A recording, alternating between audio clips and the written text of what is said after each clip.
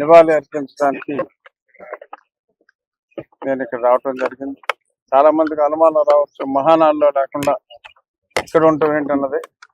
అంటే రాజ్యాంగబద్ధ పదవిలో ఉన్నందువల్ల మనసంతా అక్కడ ఉన్నప్పటికీ కూడా అక్కడికి కొన్ని నియమాల రీత్యా వెళ్ళలేని పరిస్థితి. ఆ అయ్యన్న పాత్రుడు గారు నేను కూడా మనసు అక్కడ ఉన్న వెళ్ళలేని పరిస్థితిలో ఉన్నాం.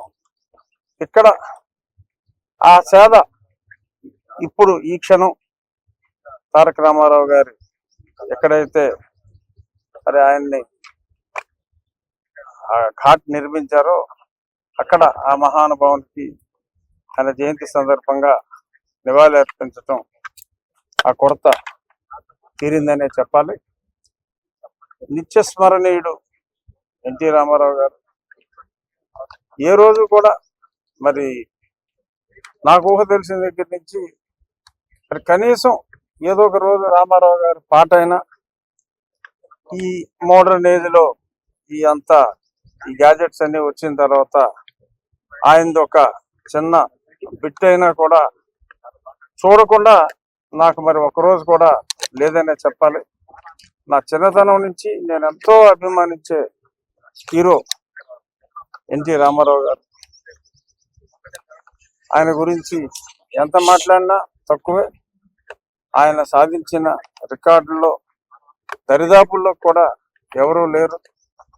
మరి పార్టీ స్థాపించిన 9 నెలల్లో మరి ఆయన ఆ రోజుల్లో ఎటువంటి మోడర్న్ గ్యాజెట్స్ లేని టైంలో రాష్ట్రం అంతా సుడిగాలి పర్యటన చేసే ముఖ్యమంత్రి కావటం, ఆ పార్టీ 40 సంవత్సరాలుగా దేదీప్యమానంగా వెలుగొందటం, ఇప్పుడు మరి నిన్న మహానాడులో కూడా ఆ పెద్ద ఆయన్ని స్మరిస్తూ మరొక 40 సంవత్సరాలు దిగ్విజయంగా తెలుగుదేశం పార్టీ ఉంటుంది అని గట్టిగా చెప్పగలిగారంటే అది ఆ ఎన్టీ రామారావు గారి స్ఫూర్తి అనే చెప్పక తప్పదు.